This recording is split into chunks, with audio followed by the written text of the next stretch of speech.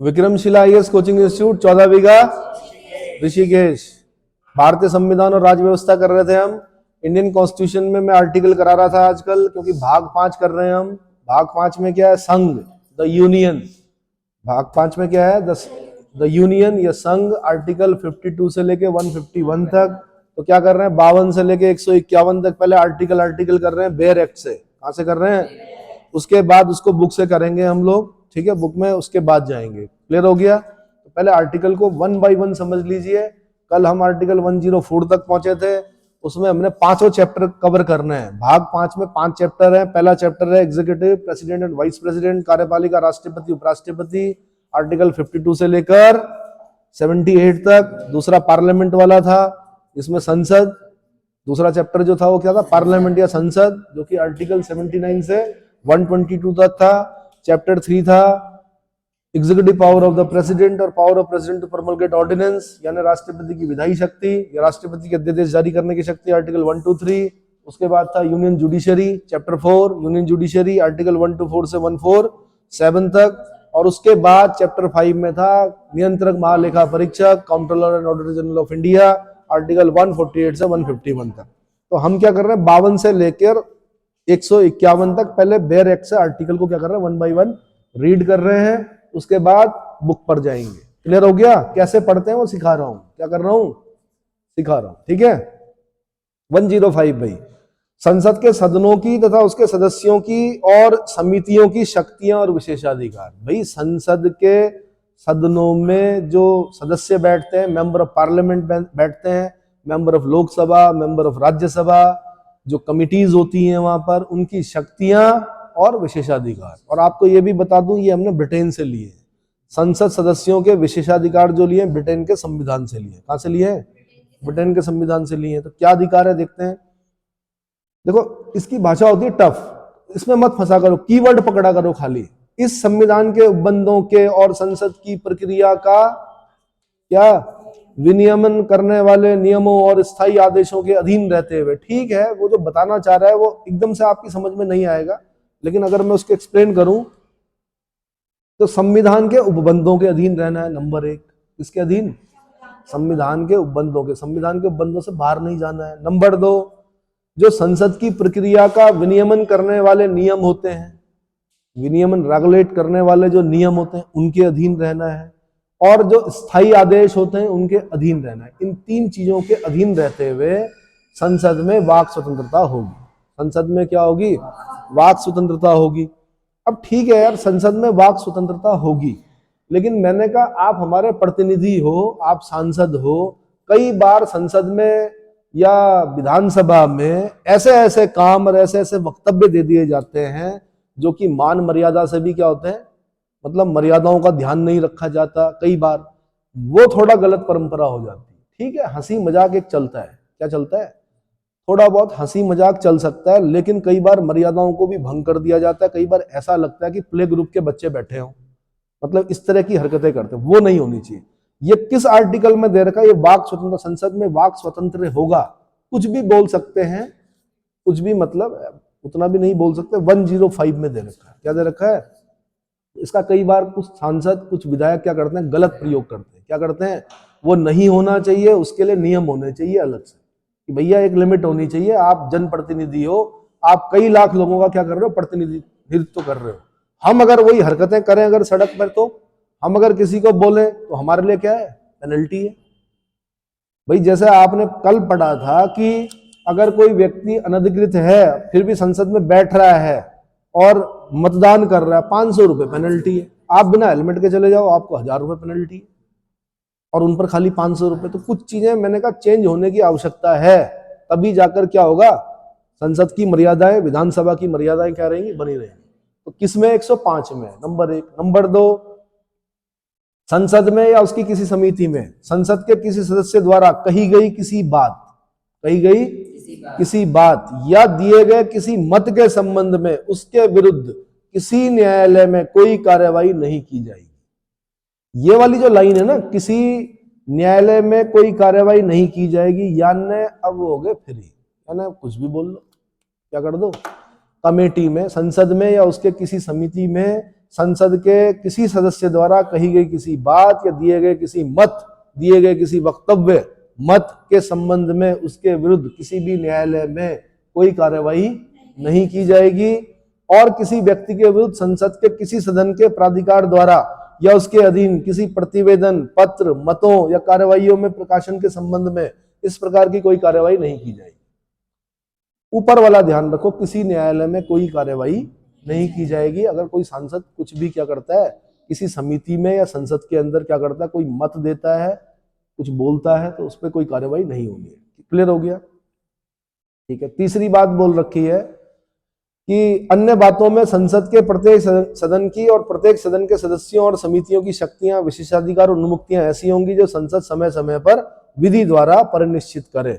कुल मिला के यह है कि आपने जो मेन याद रखना वो ये याद रखना है कि प्रत्येक सदन के सदस्यों और समितियों की शक्तियां, विशेषाधिकार और उन्मुक्तियां कैसी होंगी, कौन तय करेगा? आंसर, संसद तय करेगी और समय समय पर तय करेगी। क्या करेगी?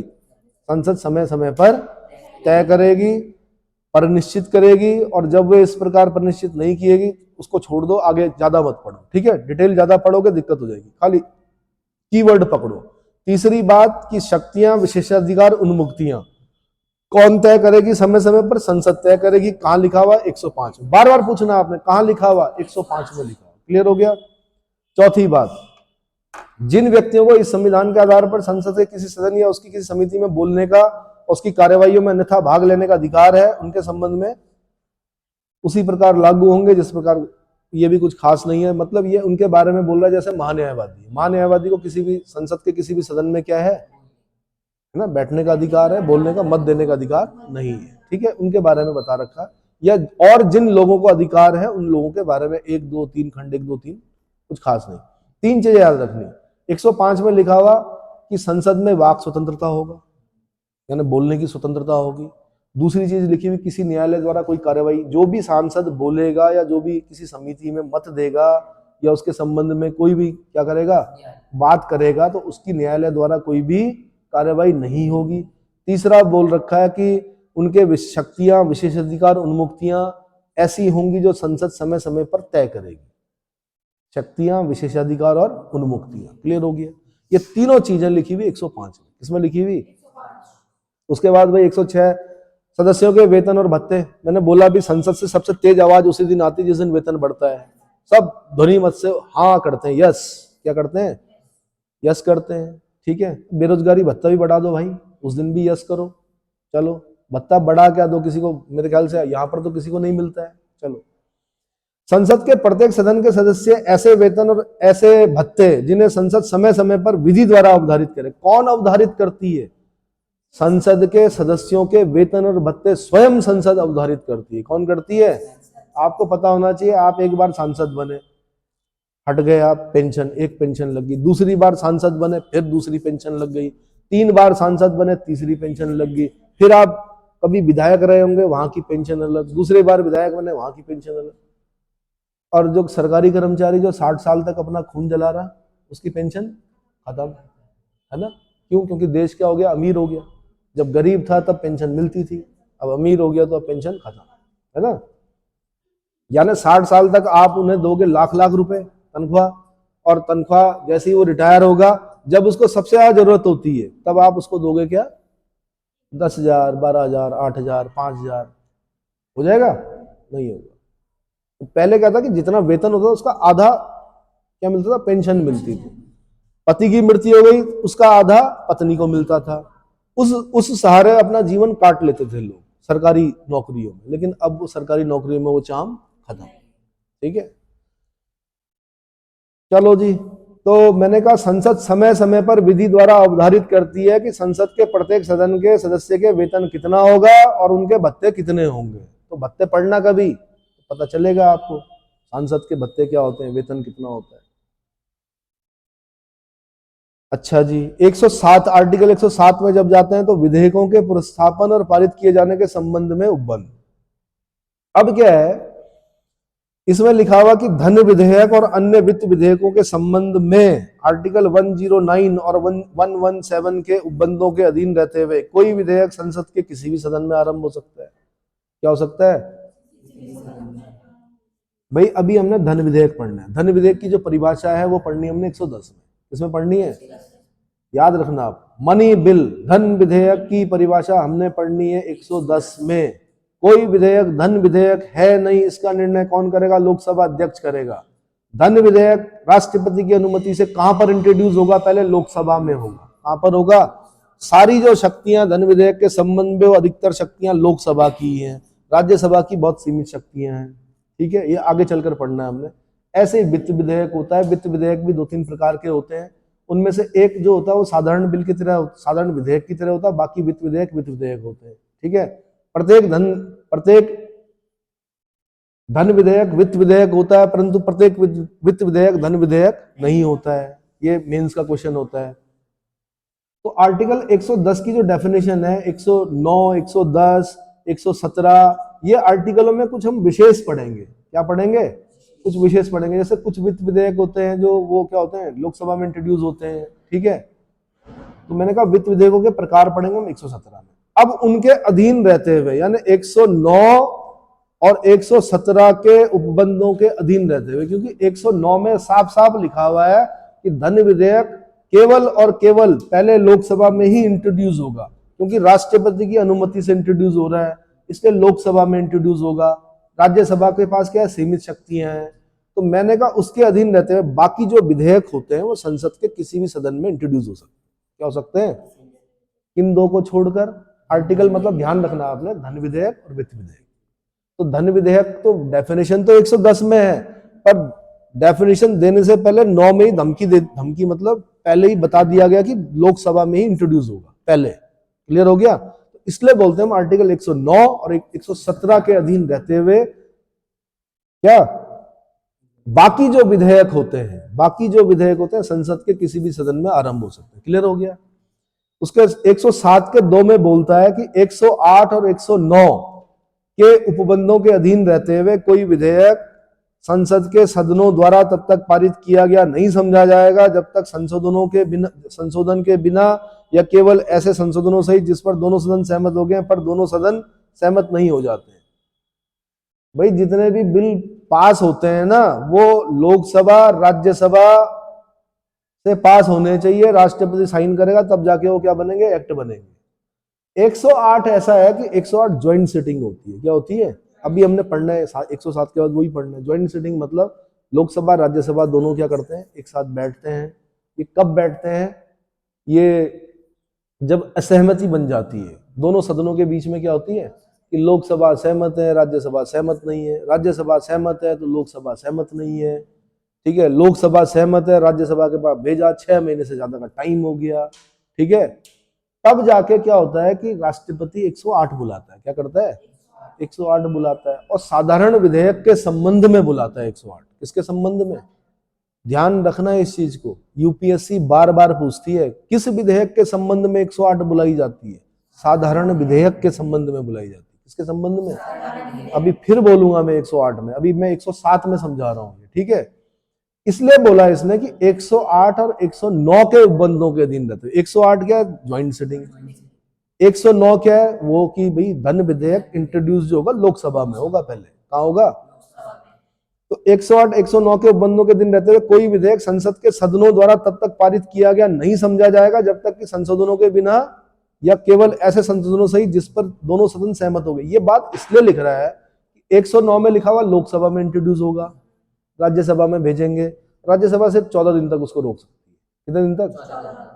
अगर वो संशोधन भेजती है, लोकसभा की मर्जी, उसको माने ना माने। क्या धन विधेयक के संबंध में राज्यसभा ने अगर कोई संशोधन मतलब कोई अगर सिफारिश भेजी है तो वो लोकसभा की इच्छा पर निर्भर करता है, वो उसको माने या ना माने। क्लियर हो गया? और वो अगर राज्यसभा नहीं भी वापस करती है तो भी वो पास माना जाता है धन विधेयक। क्या होता है? धन विधेयक पास माना जाता है। और धन विधेयक पर राष्ट्रपति को साइन करने ही करने पड़ते हैं। क्यों करने पड़ते हैं? क्योंकि लोकसभा अध्यक्ष प्रमाण पत्र लिखता है बाहर, धन विधेयक लिखता है, नीचे साइन करता है, धन विधेयक है जी ये। राष्ट्रपति की जब टेबल पड़ जाएगा तो धन विधेयक पर साइन करने ही करने राष्ट्रपति ने। क्यों करने? क्योंकि राष्ट्रपति की अनुमति से ही लोकसभा में पेश किया गया था। पर कोई विधेयक धन विधेयक है या नहीं, इसका निर्णय लोकसभा अध्यक्ष करेगा। कौन करेगा? समझ में आ रहा है? इसलिए बोला उसने 108 109। और जो ये लाइन लिखी हुई ना, कोई विधेयक संसद के सदनों द्वारा तब तक पारित किया गया नहीं समझा जाएगा जब तक संशोधनों के बिना या केवल ऐसे संशोधनों से जिन पर दोनों सदन सहमत है। भैया मैं बोल रहा हूं आपको कि धन विधेयक एक सदन सहमत होना चाहिए, दूसरे सदन से मतलब नहीं, अपर हाउस से। अपर हाउस को 14 दिन का टाइम दे दिया, भाई तुम कुछ कर रहे हो कि नहीं कर रहे हो, तो ठीक है पास है, यानी वो दोनों सदनों से सहमति की आवश्यकता नहीं पड़ती। ठीक है, क्लियर हो गया? पढ़ना आ रहा है? बेयर एक्ट कैसे पढ़ते हैं, संविधान कैसे पढ़ा जाता है? ठीक है। तीसरी बात क्या लिखी हुई, संसद में लंबित विधेयक सदनों के सत्रावसान के कारण व्यपगत नहीं होंगे, लैप्स नहीं होंगे। व्यपगत समझते हो, समाप्त नहीं होंगे, मतलब संसद में लंबित विधेयक, संसद में लंबित विधेयक सदनों के सत्रावसान के कारण व्यपगत नहीं होंगे। छोटा सा एग्जांपल दे देता हूं, मैं संसद का नहीं दे रहा हूं, विधानसभा का दे देता हूं।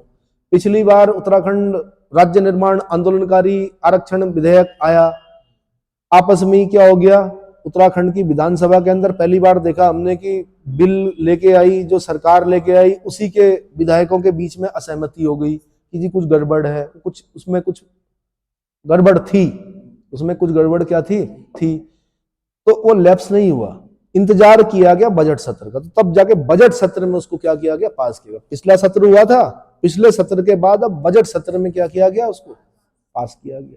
मतलब बजट मतलब जो विशेष सत्र यूसीसी के लिए लाया गया, यूसीसी के लिए जो लाया गया उसमें उसको पास किया गया। अगर ऐसा होता तो वहीं पर खत्म हो जाता हो, लेकिन वो काफी समय से क्या मतलब वेट किया गया। ऐसे ही संसद में भी क्या होता, सत्रावसान, सत्र का अवसान हुआ, विघटित नहीं हुई है संसद, विघटित मतलब खत्म, इलेक्शन होंगे नए। सत्रावसान का मतलब भैया हमारा बजट सत्र खत्म हुआ है, कुछ विधेयक इसमें पास नहीं हो पाए हैं, कोई नहीं, अगला सत्र बैठेगा 3-4 महीने 5 महीने बाद बैठेगा, उसमें हम उसको क्या कर देंगे, पास कर देंगे। बहुत कार्रवाइयां होती है, कागजी कार्रवाई होती है बहुत सारी चीजें, थोड़े बोल पाते हैं संसद के अंदर, बड़ी जल्दी जल्दी करना पड़ता है। कई बार देखा होगा आपने, से यस, यस बोलने से पहले ओके तो एक्ट पास, मतलब बिल पास हो गया, है ना। कितनी बार बोलेंगे बुजुर्ग लोग यस यस, कितनी बार बोलेंगे, तो कई बार ये माना पता है कि सरकार इनकी है तो यस ही बोलेंगे, तो शुरू में तो बोलते हैं वो लोग यस यस यस, और बाद में क्या होता है, एक दिन में 15-15 20-20 क्या है, कितनी बार बोलेंगे। तो बोलती जो लोकसभा अध्यक्ष होता है वो बोलता है से यस, ओके ठीक है पास, फिर अगला वाला पढ़ा जाता है, जल्दी जल्दी पढ़ना पड़ता है, फिर भी कुछ रह जाते हैं तो वो लैप्स नहीं होंगे, क्या व्यपगत नहीं होंगे। क्लियर हो गया? कहाँ लिखा हुआ, 107, क्लियर हो गया। चौथे में क्या लिखा हुआ, राज्यसभा में लंबित विधेयक जिसको लोकसभा ने पारित नहीं किया है, राज्यसभा में लंबित विधेयक जिसको लोकसभा ने पारित नहीं किया है, लोकसभा के विघटन पर व्यपगत नहीं होगा। लोकसभा में, भाई राज्यसभा में लंबित है ना विधेयक, लोकसभा ने पारित नहीं किया है, अभी लोकसभा ने पारित नहीं किया है, लोकसभा का विघटन हो गया, लेकिन तब तक वो व्यपगत नहीं होगा, क्योंकि वो भी राज्यसभा में चल रहा। लोकसभा इलेक्शन होगा, नई लोकसभा बैठेगी, राज्यसभा ने कर दी, राज्यसभा तो स्थायी सदन है, राज्यसभा जब उसको पास कर देगी तो क्या होगा, लोकसभा में जाएगा नई वाली में, फिर पूछेंगे हाँ भाई प्रमोशन रिजर्वेशन बिल होना चाहिए नहीं होना चाहिए, तो संसद तो बोलेगी होना चाहिए वोट बैंक के लिए, लेकिन उधर से सुप्रीम कोर्ट बोलेगा असंवैधानिक, स्टे कर देगा उसे, क्या कर देगा, समझ में आ रहा है।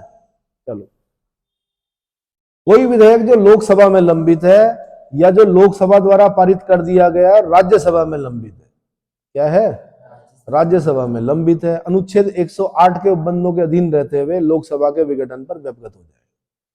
भाई लोकसभा ने पास किया, लोकसभा ने पास किया, राज्यसभा को भेज दिया, तब तक लोकसभा ही भंग हो गई, जिसने भेजा था राज्यसभा के पास। अब क्या महत्ता रह गई उसकी, पुरानी सरकार, भले ही वो सरकार हो सकता है दोबारा आए, क्या हो सकता है, उनको नया विधेयक फिर दोबारा से लाना पड़ेगा, पर क्योंकि लोकसभा भंग हो गई, लोकसभा ने पास कर दिया उसको, पहला वाला जो केस था उसमें लोकसभा ने नहीं किया था पास, वो इंट्रोड्यूस हुआ था राज्यसभा में, राज्यसभा में चल ही रहा था, तब तक लोकसभा भंग हो गई, तो लोकसभा में तो गया ही नहीं था अभी, तो लोकसभा भंग हो गई तो क्या नई लोकसभा आएगी। लेकिन यहां पर इस 5वें पॉइंट में बोला गया लोकसभा ने पास कर दिया, राज्यसभा को भेज दिया, राज्यसभा को भेज दिया, लोकसभा खत्म, लोकसभा क्या हो गई, विघटित हो गई। तो जिस लोकसभा ने भेजा था जब वो ही नहीं रही, तो उसका महत्व वहां राज्यसभा में क्या हो गया, वो भी जीरो हो गया, इसलिए वो व्यपगत हो जाएगी, लैप्स हो जाएगी, क्या हो जाएगी। अब हो सकता है कि जिस लोकसभा ने, जिस सरकार ने वो पास किया था, राज्यसभा को भेजा था, वो दोबारा आ जाए, वो पूर्ण पूर्ण बहुमत के साथ आ जाए। क्या आ जाए? वो ऐसा भी आ सकती है कि पता चला विपक्ष में कोई है ही नहीं, 10 ही लोग बैठे हुए। समझ में आ रहा? अब फिर दोबारा उसको वो विधेयक क्या करना पड़ेगा, उसी पुराने विधेयक को फिर दोबारा इंट्रोड्यूस करेगी, फिर लोकसभा उसको पास करेगी, अब राज्यसभा उसको क्या करना पड़ेगा। समझ में आया? कहां लिखा हुआ? 107 में लिखा हुआ। ठीक है, अब है 108। कौन सा? 108। कुछ दशाओं में दोनों सदनों की संयुक्त बैठक, ज्वाइंट सिटिंग बोलते हैं, लोकसभा राज्यसभा एक साथ बैठती है। देखो मैंने एक चीज समझाई थी आपको, एक तो होता अभिभाषण राष्ट्रपति, उसमें भी एक साथ बैठते हैं, उन दोनों सदनों को एक साथ अभिभाषण कर देता है राष्ट्रपति, बाद में उसको धन्यवाद प्रस्ताव करना पड़ता है राष्ट्रपति को, वो अलग चीज है। ये 108 अलग है। साधारण विधेयक के संबंध में अब मैं बता देता हूँ, पढ़ के बताता हूँ। कुछ दशाओं में दोनों सदनों की संयुक्त बैठक क्या 3 बार हुई है आज तक इतिहास में? कितनी? 3 बार बैठी। यदि किसी विधेयक के एक सदन द्वारा पारित किए जाने और दूसरे सदन को पारित किए जाने के पश्चात, क्या हो गया? 3 चीजें हुई। दूसरे सदन द्वारा विधेयक अस्वीकार कर दिया गया है। क्या कर दिया गया है? दूसरे सदन द्वारा विधेयक अस्वीकार कर दिया गया है। जिसको मैं बोल रहा था कि एक सदन सहमत है, दूसरा असहमत है, या दूसरा सहमत है, पहला असहमत है, या विधेयक में किए जाने वाले संशोधनों के बारे में दोनों सदन अंतिम रूप से असहमत हो गए हैं। यानी दूसरे सदन ने क्या किया? संशोधन किया, दोनों में असहमति हो गई। एक कह रहा नहीं भाई हम नहीं मानते इस संशोधन को जो आप कर रहे हो, पहला वाला कह, दूसरा जो जिसने किया संशोधन वो कह रहा नहीं भाई इन संशोधनों के साथ तो हम भी नहीं मानेंगे, ये संशोधन तो करने पड़ेंगे। असहमति तो हुई है। यानी विधेयक में किए जाने वाले संशोधन के बारे में दोनों सदन अंतिम रूप से असहमत हो गए हैं। और तीसरी कंडीशन है, दूसरे सदन को विधेयक प्राप्त होने की तारीख से उसके द्वारा विधेयक पारित किए बिना 6 मास से अधिक का समय बीत गया है। कितना? 6 महीने हो गए, दूसरा सदन कोई जवाब ही नहीं दे रहा। तब क्या करेगा? तो उस दशा के सिवाय जिसमें लोकसभा का विघटन होने के कारण विधेयक व्यवगत हो गया है, अगर लोकसभा देखो भाई, अगर क्या होगी, लोकसभा विघटित हो गई तब तो व्यपगत हो जाता है। और माना अगर व्यपगत नहीं हुआ तो राष्ट्रपति, अब कौन बुलाएगा? राष्ट्रपति विधेयक पर विचार विमर्श करने और मत देने के प्रयोजन के लिए सदन को संयुक्त बैठक में अधिवेशित होने के लिए आहूत करेगा। आहूत करेगा मतलब बुलाएगा, बोलेगा दोनों सदन बैठो, क्या करो? आहूत करेगा। और अपने आशय की सूचना, यदि वे बैठक में है तो संदेश द्वारा, यदि वे बैठक में नहीं है तो लोक अधिसूचना। लोक अधिसूचना किसके द्वारा? लोक अधिसूचना द्वारा देगा। अगर सत्र चल रहा है तो बैठकों में बताएगा, अगर वे बैठक में है तो संदेश भेजेगा, और अगर वो सत्र नहीं चल रहा है, माना बैठक नहीं चल रही है, तब क्या करेगा? लोक अधिसूचना जारी कर देगा राष्ट्रपति की ज्वाइंट सिटिंग होगी। क्या होगी? Joint sitting. तो लोक अधिसूचना हाईलाइट करना है आपने। लोक अधिसूचना को बोलते हैं भाई क्या? नहीं,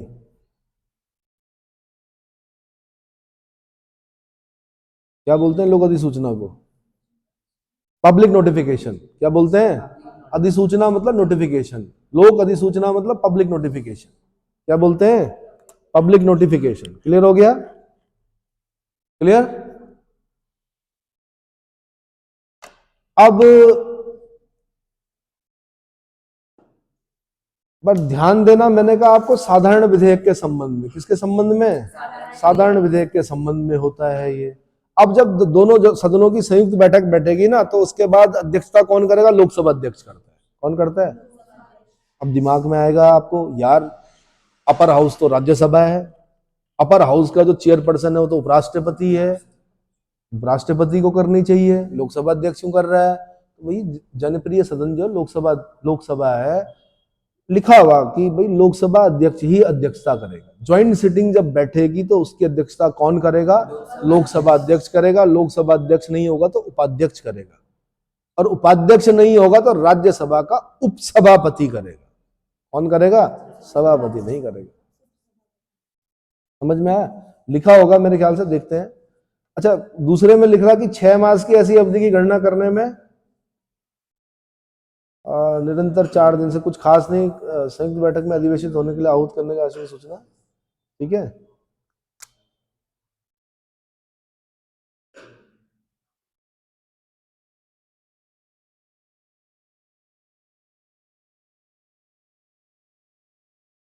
तो इसका हम डिटेल भी पढ़ेंगे आपको। मैं लास्ट वाला जो तीसरा वाले जो बैठक बैठी थी ना, वो पोटो के लिए बैठी थी। किसके लिए बैठी थी?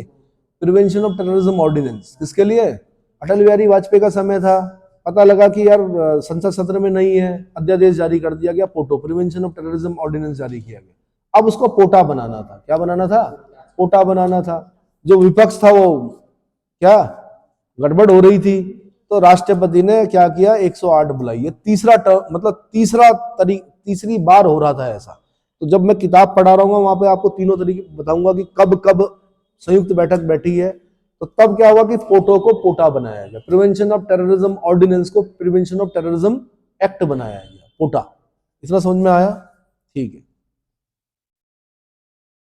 तो इसमें देखो बहुत सारा कुछ लिखा हुआ, उसकी डिटेल पे मत जाओ क्योंकि भाषा जो टफ है, उतना अंदर जाएंगे तो क्या होगा, दिक्कत होगा। मैं खाली मोटी मोटी चीज बता देता हूं कि हो जाने से ये कंडीशन बता रहा है दरअसल कि लोकसभा का विघटन अगर बीच में हो जाए तब क्या होगा। इस अनुच्छेद के अधीन संयुक्त बैठक हो सकेगी और विधेयक बता देता हूं मैं। एक कंडीशन बड़ी इंपॉर्टेंट है जो यूपीएससी पॉइंट ऑफ व्यू से इंपॉर्टेंट है कि सदनों की संयुक्त बैठक में अधिवेशित होने के लिए आहूत करने के अपने आशय की राष्ट्रपति ने सूचना दे दी है। क्या दे दी है भाई? इसको ध्यान से सुनना है।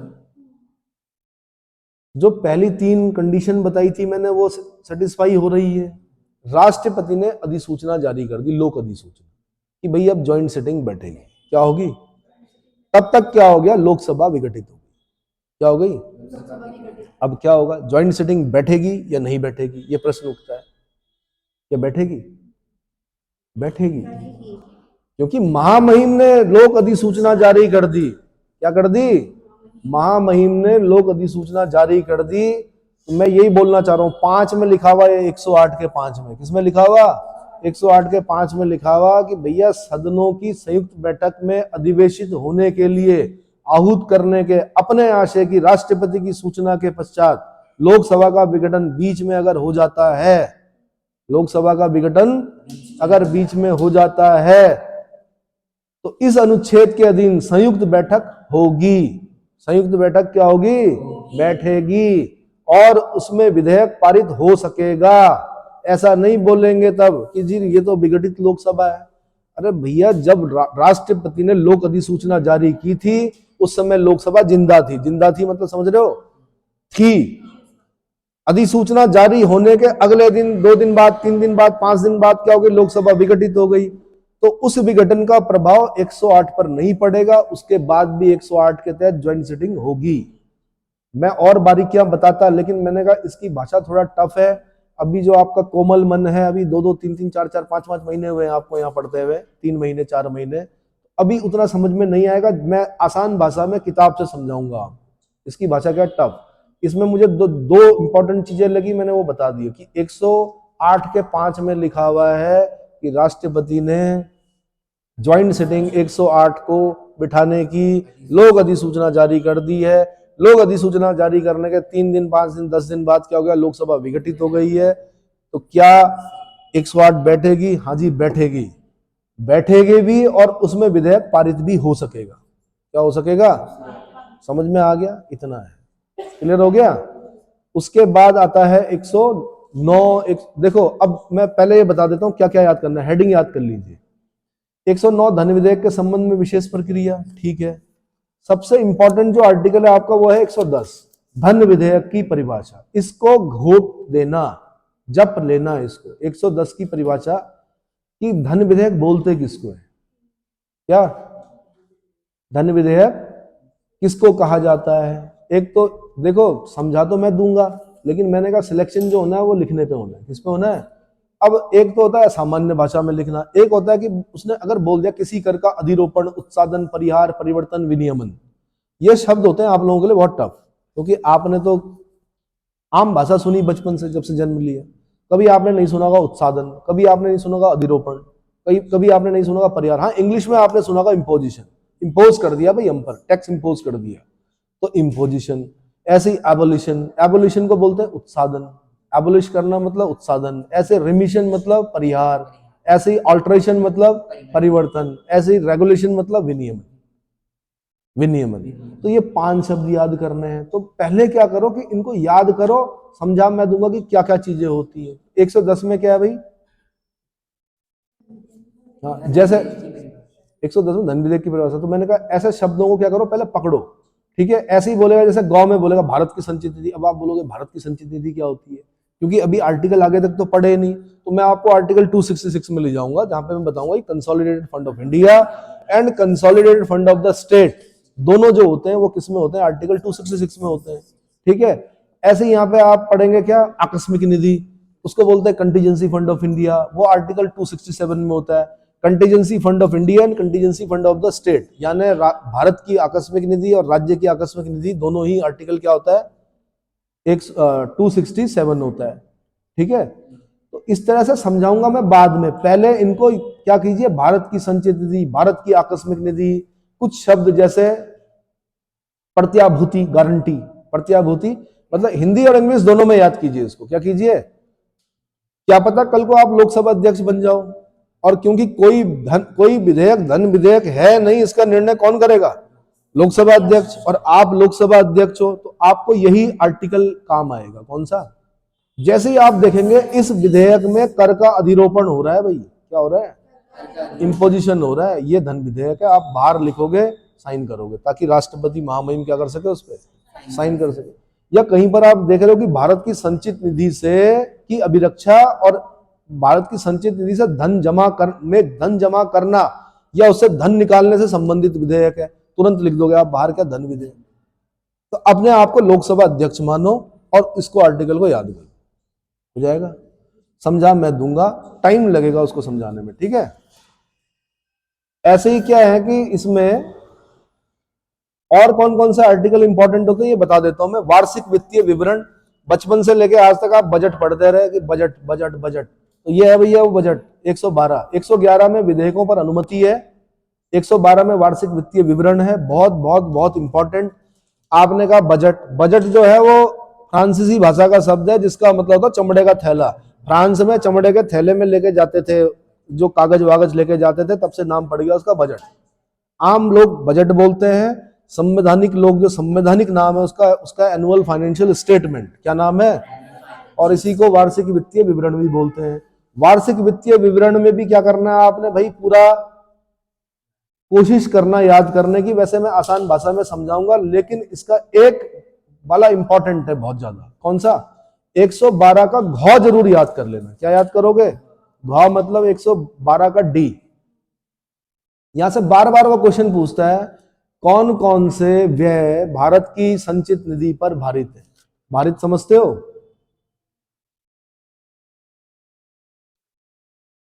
समझ रहे हो? घ नहीं, मैं बताता हूं, सुनो सुनो। आपने याद करना 3, 112 का 3 याद करना है आपने। क्या याद करना है? 112 का 3 ये बोलेगा कि कौन कौन से व्यय भारत की संचित निधि पर भारित है। क्या है? मतलब the following expenditure shall be expenditure charged on the consolidated fund of India, on the consolidated fund of India. तो देखो मोटा मोटा दिखा रहा हूं मैं यहां पर। क्या याद करना? राष्ट्रपति की उपलब्धियां, भत्ते, उसके पद से संबंधित अन्य व्यय, राष्ट्रपति के जितने भी व्यय होते हैं, भत्ते होते हैं, उपलब्धियां, वेतन वगैरह, सब कहां से दिए जाते हैं? कंसोलिडेटेड फंड ऑफ इंडिया से दिए जाते हैं। कहां पर लिखा हुआ? 112 के 3 में लिखा हुआ। कहां पर लिखा हुआ? राज्यसभा के सभापति, उपसभापति, लोकसभा के अध्यक्ष, उपाध्यक्ष, इनके वेतन भत्ते कहां से दिए जाते हैं? कंसोलिडेटेड फंड ऑफ इंडिया से दिए जाते हैं। कहां से दिए जाते हैं? कहां पे लिखा हुआ? 112 के 3 में लिखा हुआ, ठीक है। ऐसे ऋण भार जिनका दायित्व तो भारत सरकार पर है। भाई लोन लेती है भारत सरकार, विदेशों से लोन लेती है, ये भी पता होना चाहिए कितना लोन है हमारे देश पर। ऐसे ऋण भार कौन चुकाएगा? भारत सरकार चुकाएगी। कहां से चुकाएगी? कंसोलिडेटेड फंड ऑफ इंडिया से चुकाएगी। कहां से चुकाएगी? कंसोलिडेटेड फंड ऑफ इंडिया से चुकाएगी, ठीक है। ऋण भार जिनका दायित्व तो किस पर है? भारत सरकार। मतलब लोन जैसे मैंने लिया, मैंने इनसे लोन लिया और मैंने कहा भाई मैं चुकाऊंगा, ऐसी भारत सरकार, माना मैं भारत सरकार हूं, ये विदेशी, ये इंटरनेशनल मॉनेटरी फंड है, आप IMF हो, आप अलग अलग क्या हो, मैंने IBRD से भी ले लिया, मैंने IMF से भी ले लिया, मैंने अलग अलग जो वित्तीय संस्थाएं होती हैं वहां से, विदेशी अंतरराष्ट्रीय जो है, उनसे लोन ले लिया माना। कौन चुकाएगा? मैं ही तो चुकाऊंगा, भारत सरकार चुकाएगी ना। तो दायित्व तो किस पर है? भारत सरकार पर है। ऐसे ऋण भार यानी डेप्ट चार्जेस जिनका दायित्व किस पर है? भारत सरकार पर है, जिनके अंतर्गत ब्याज देना है भैया। जो विदेशी ऋण है वो पता नहीं कब चुकाएंगे हम, लेकिन ब्याज देना पड़ता है। जब भारत सरकार 1 रुपए कमाती है, कितना? 20 पैसे ब्याज देने में चले जाते हैं। 80 पैसे में चलता है देश, कितने पे? बाकी 20 पैसा सिर्फ ब्याज देते हैं। कितना? शास्त्री जी ने बोल दिया था 100 रुपए दे दो सब चुक जाएगा। आज हर एक व्यक्ति पर कम से कम 15-20 हजार रुपए के आसपास क्या हर सिर पर क्या बोझ है? किसका? इसका ऋण भार, विदेशी ऋण जो होता है। ठीक है, वो एक इकोनॉमिक्स का एक पार्ट होता है, बुरी चीज नहीं है, करना पड़ता है ऐसा। ठीक है, ब्याज है, निक्षेप निधि भार है, मोचन भार, ये बाद में समझाऊंगा क्या होता है। फिलहाल मैं बता रहा हूं किन किन के क्या होते हैं। भारत की संचित उच्चतम न्यायालय के न्यायाधीश, भाई उच्चतम न्यायालय के न्यायाधीशों के उनके संबंध में संदेह, वेतन भत्ते पेंशन, फेडरल न्यायालय के न्यायाधीशों के वेतन भत्ते पेंशन, उच्च न्यायालय के न्यायाधीशों के। अब ये यहाँ पर ध्यान देना थोड़ा, उच्च न्यायालय के जब न्यायाधीश किसी राज्य में काम कर रहे होते हैं तो उनके वेतन और भत्ते जो दिए जाते हैं वो राज्य की संचित निधि से दिए जाते हैं। कहां से दिए जाते हैं? लेकिन जैसे रिटायर होते हैं तो तब भारत की संचित निधि से दिए जाते हैं। सुप्रीम कोर्ट क्योंकि केंद्र में है, सुप्रीम कोर्ट के न्यायाधीशों के वेतन भत्ते पेंशन तीनों भारत संचित निधि से दिए जाते हैं। उच्च न्यायालय के न्यायाधीशों के वेतन पहले राज्य की संचित निधि से, जिस राज्य में है वो, हाई कोर्ट जिस राज्य में है, जैसे उत्तराखंड हाई कोर्ट के न्यायाधीशों का वेतन जो होगा उत्तराखंड की संचित निधि से दिया जाएगा। लेकिन जब वो रिटायर हो जाएंगे तो उनका पेंशन भत्ते जो भी होंगे वो भारत की संचित निधि से दिए जाएंगे। ये ध्यान रखना। ठीक है, भारत के नियंत्रक महालेखा परीक्षक, भाई किसके?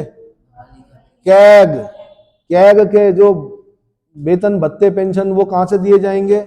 वो भी भारत की संचित निधि से दिए। ये याद करने वाली चीजें, ये यूपीएससी के क्वेश्चन होते हैं। ऐसे किसी न्यायालय या मध्यस्थम अधिकरण जो ट्रिब्यूनल्स होते हैं उनके निर्णय, डिक्री, पंचाट की तुष्टि के लिए जो अपेक्षित राशियां होती हैं, यानी any sums required to satisfy any judgment, decree और अवार्ड और एनी कोर्ट और आर्बिट्रल ट्रिब्यूनल्स और कोर्ट के जितने भी क्या निर्णय, डिक्री, पंचाट, उसके जो खर्चे हैं वो कहां से दिए जाएंगे? भारत की संचित निधि से दिए जाएंगे। और ऐसे अन्य खर्चे जो संविधान द्वारा, संसद द्वारा, विधि द्वारा क्या किए जाए? भारत पर घोषित किए जाए वे। तो इस वाले पार्ट को जरूर याद करना। इसको ठीक है, 112 के 3 को जरूर याद करना, बाकी 112 में समझा दूं। क्लियर हो गया? अब 113 में संसद में प्राक्कलन के संबंध में प्रक्रिया, ठीक, उसको भी बता दूंगा। लेकिन अब जो आर्टिकल याद करने हैं आपने, जो मेंस में पूछे जाते हैं, 114 विनियोग विधेयक, appropriation bill, very very very important. 114, 115 दिखने में जितने कठिन और खतरनाक लग रहे हैं उतने ही इंपॉर्टेंट हैं, उतने ही आसान है। क्या है? आसान है। अगला आपने याद करना, अनुपूरक, अतिरिक्त और अधिक अनुदान, सप्लीमेंट्री, एडिशनल और एक्सेस ग्रांट्स क्या होती हैं अगले लेक्चर में बताऊंगा मैं, समय की कमी के कारण।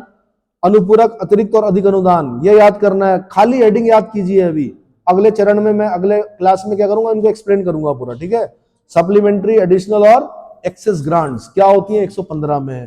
पहले इतना ही याद करना, कहां है? 115 में। अगला आपने लेखानुदान, प्रत्यानुदान, अपादानुदान, vote on accounts, vote on credit, exceptional grants कहां पर है? आंसर 116 में है। कहां पर है? 116 में।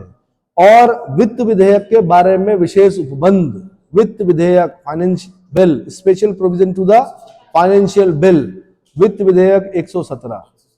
यहां तक आपने क्या करके देना है? मेरे को याद करके देना है। उसके बाद मैं आपको बताऊंगा कि क्या होता है वित्त विधेयक, कितने प्रकार के होते हैं वित्त विधेयक, क्यों बोलते हैं कि प्रत्येक धन विधेयक वित्त विधेयक, प्रत्येक धन विधेयक वित्त विधेयक होता है, परंतु प्रत्येक वित्त विधेयक धन विधेयक नहीं होता है। क्यों बोलते हैं ऐसा? तो 110 और 117 दोनों के बीच में क्या करेंगे, समझ में आया? तो पहले हेडिंग और इनको मोटा मोटा याद करो, लर्न करो, इतना काफी।